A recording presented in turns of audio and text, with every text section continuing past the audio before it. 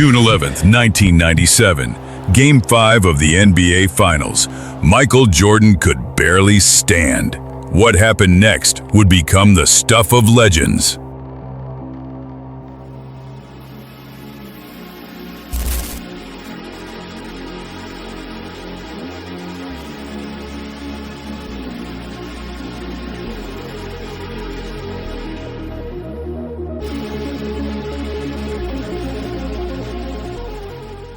I eat the pizza all by myself. Nobody else eats. Eat the pizza.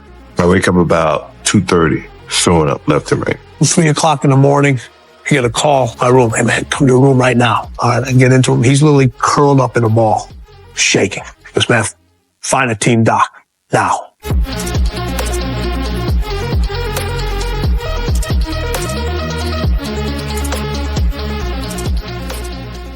The first quarter was probably just to get some of the flu out, but you know, as the game go along and you're a great player such as Mike, you're gonna find a way to get it done. And that second quarter, he caught fire.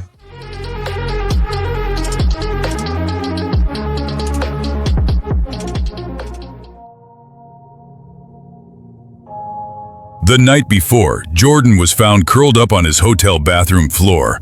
Food poisoning. Or was it? The truth is more complicated.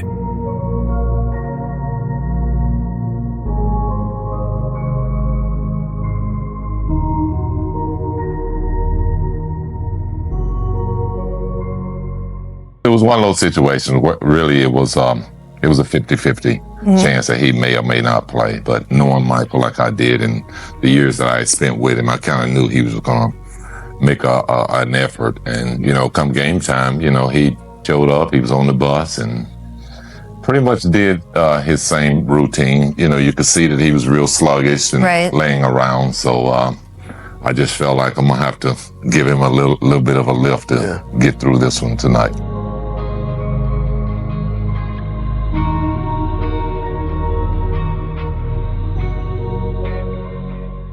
Now, the big story here tonight, the story concerning Michael Jordan's physical conditions. This Jordan arriving about 2 hours ago. He is suffering from flu-like symptoms.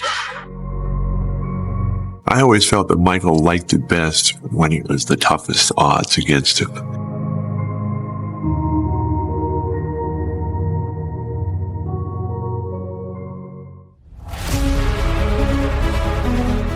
The Bulls led the series 3-1. One more win, and Jordan would have his 5th championship. But the Jazz weren't going down without a fight.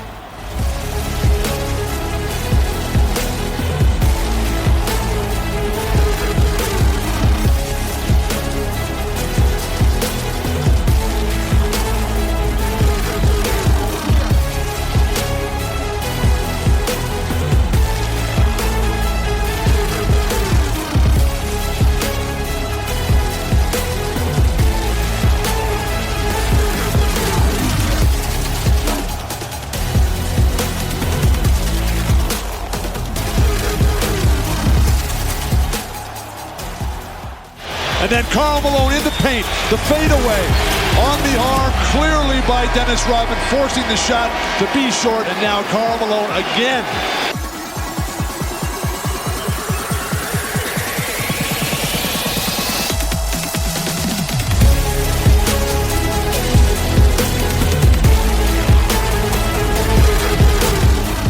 And what he put his body through. And the fact that he was going out there 82 games a year doing that, playing that style, that aggressive attacking style in an era when you could lay guys out consistently. It was amazing to watch and be taken back to that. And I think it puts in a perfect summation why he's considered the greatest of all time. To have that level of success, not only statistically what he did, but to win and to break through against that level defense in an era that was designed to stop it.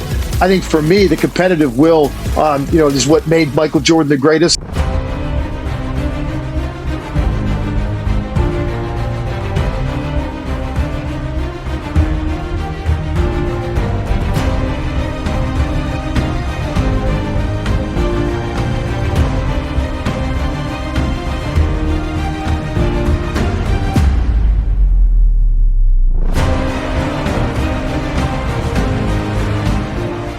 We always hear about everything that motivates Michael Jordan.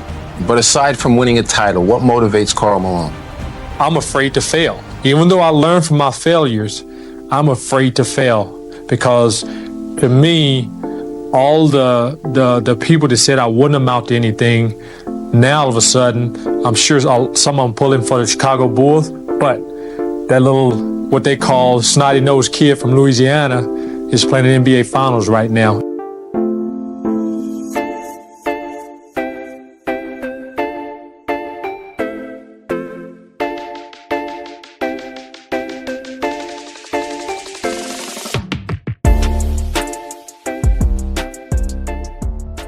What Jordan did that night transcended basketball. Every shot was an act of defiance against his own body.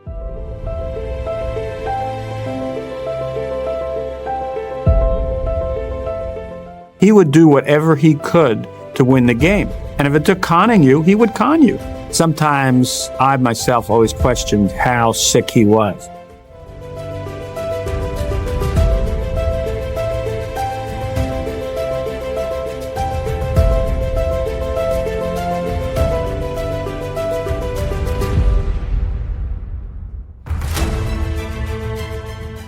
And I'll tell you, Sean, that's the first time in my life I felt like, I said, damn, that guy's better at basketball than me.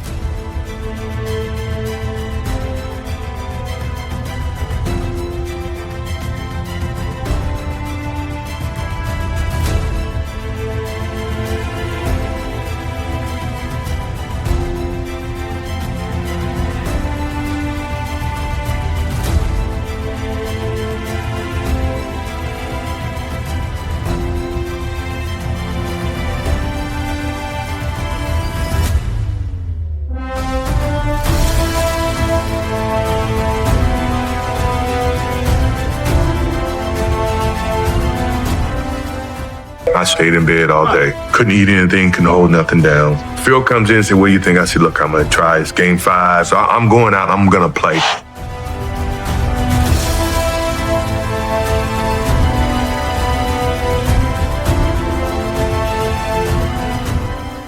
I mean, he went somewhere and he found a switch. He had shown that no matter how sick he was, he's still the best player in the world. Well, first of all, I wear the number because of Mike. I think I fell in love with the game because of Mike, just seeing what he was able to accomplish. But I felt like Mike was so, when you're growing up and you're seeing Michael Jordan, it's almost like a god.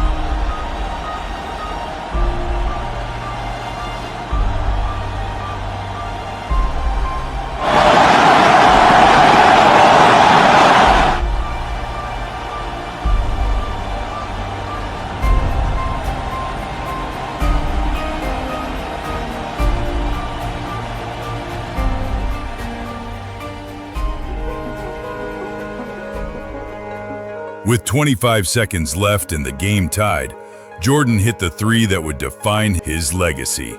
But it was what happened next that showed his humanity.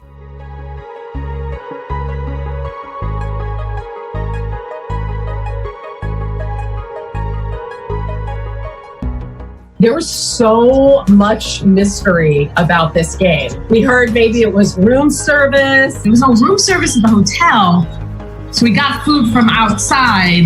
Like a bad Caesar salad. They just said he had the flu. They didn't speculate why he caught it.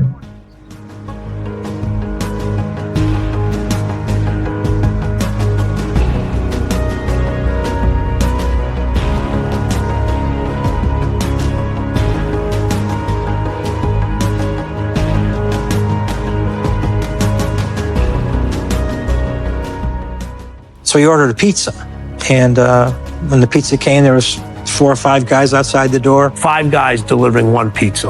You know, it's very rare that you get 5 delivery guys from, the pizza place to bring you your pizza. And they're all trying to look in, and, everybody knew it was my.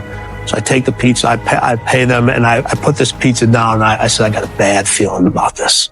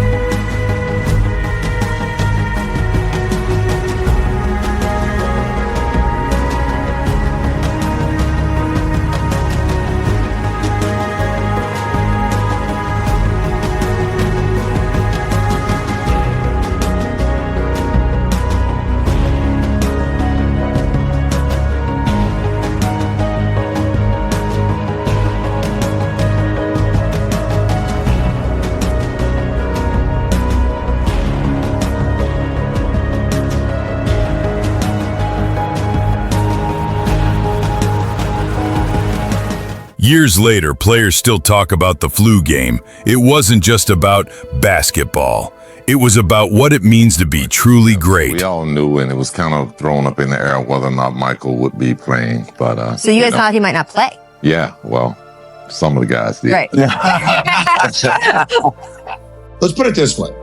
If you want to tell me you're a basketball fan, and I don't care how old you are, if I say the flu game and you say, I'm sorry, what? This conversation is over. So it really wasn't the flu game. It was food poisoning. There were people who were accusing him of overstating this. I'm telling you right now, Michael Jordan didn't do that. For people to act like he wasn't sick, like what, he had a reputation for faking his career, acting like he was sick. He didn't do that. He didn't have load management. He played 81 games, 9 of 13 seasons in Chicago. And he played 82 games with the Washington Wizards at 106 years old. So I don't want to hear that Michael Jordan faked the flu, fake being sick, fake being poisoned by pizza in his room. One of the great games of all time.